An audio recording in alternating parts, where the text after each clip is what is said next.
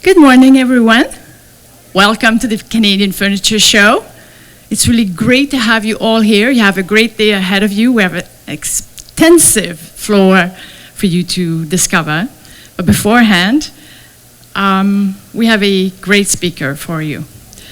She's a multiple award-winning designer. She's the owner and lead designer for Sealy Design Inc., which has won the Best House Awards for Design and Customer Satisfaction in 2013, 14, and 15. She's also a regular design expert on CityLine and host and designer of HGTV's Summer Home Season 1, as you saw earlier in the clip. I know you can't wait to see her, so please join me in welcoming the 2015 Canadian Furniture Show spokesperson, the wonderful Karen Sealy.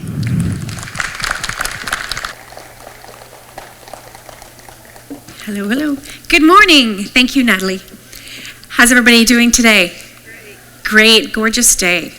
So we are going to talk through some trends. Before we get started, I'm going to tell you a short background on myself. So who's a fan of HGTV? Yeah, me too.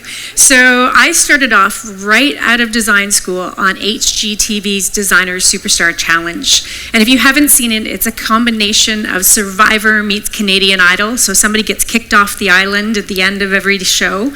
And so I was lucky enough to win that. And so soon after, CityLine found me, and I've been doing CityLine for 10 years. And it's so fun because I'm able to film my clients' spaces and do great design lessons. And I also went back to HGTV and did this show, Summer Home. And that was one day they phoned me and said, would I go for lunch? And next thing you know, I was doing a TV show. So Summer Home was a lot of fun, renovating people's cottages. And what they would do is they would tell me the things they loved and hate. They would go away. When we came back, bum, ba-da-dum, we had these gorgeous spaces for them. So it was a really fun segment for us.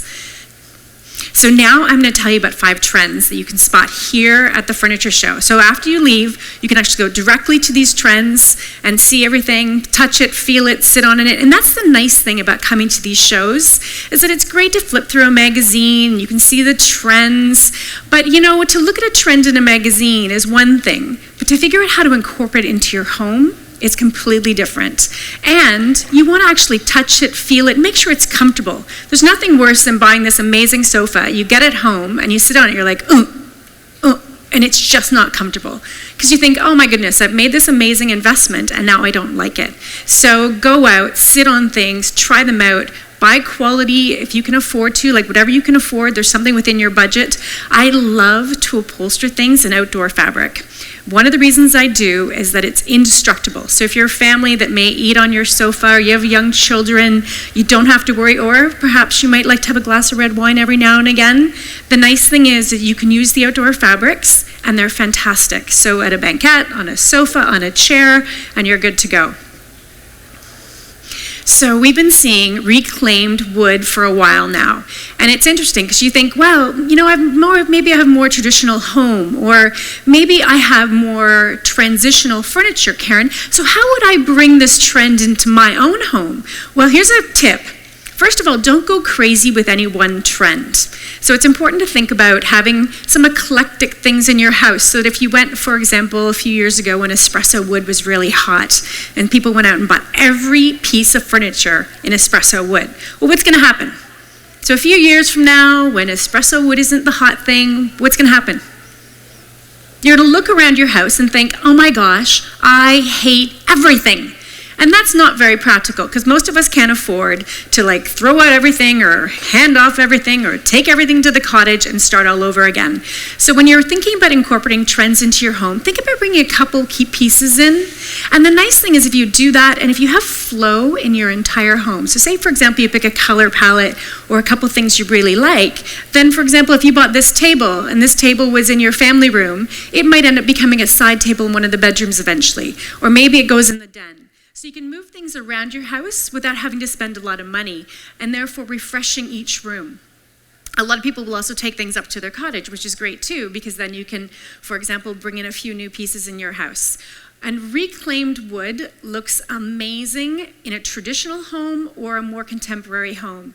The nice thing is, a lot of people will say, I go to see clients and they'll say, oh, Karen, I want to bring in some warmth into my home. I have this very kind of stark, modern, contemporary space, and I want it to feel cozier.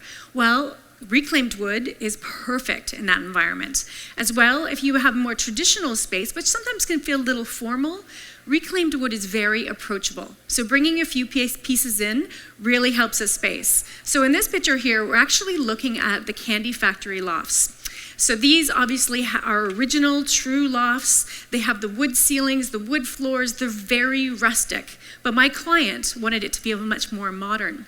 So you can see the elements that we brought in, the big glass lights, and those ones over the sectional are actually, there's 3 different sizes hanging at different heights. And then we replicated the round sphere over the island as well. And that's an important thing in trends. So when you're trying to bring a trend into your home, think about repetition. So for example, if you're going to bring a color in, try to bring it in a few places. So you might have it in your rug, you might have it in your pillows, you might have it in some vases on your bookcase. So you want to make a trend look intentional or purposeful. So in this space, you can see we did that. This is a lovely project. So this is actually on Lake Simcoe, and the family was growing, and the cottage was tiny, and they wanted more space for entertaining, but they didn't necessarily want the cottage to become a house on the lake. So they wanted to keep it a cottage. So we designed this party pavilion, and this is all made from reclaimed wood. It's amazing. We did a poured concrete pad. We stamped it to look like natural stone, so that's a great cost savers. The long, tall brick structure you're looking at is actually a fireplace, so you can sit out there and have a nice fire. The wheel over the bar area is actually from a mill. And I don't know if you can tell what time it says on my makeshift clock, but it says 5 o'clock. So guess what? It's always 5 o'clock in the party pavilion. This you probably saw on the summer home clip. This was a fantastic project. It was a tiny little cottage built in the 1800s by a fellow from Chicago who owned a lumber yard. And so this cottage was full of amazing wood. It was beautiful.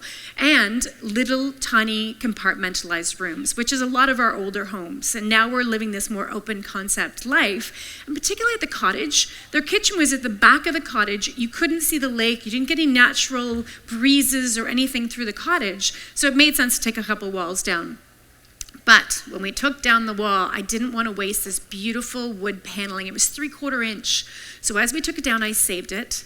And this table is actually made from that paneling.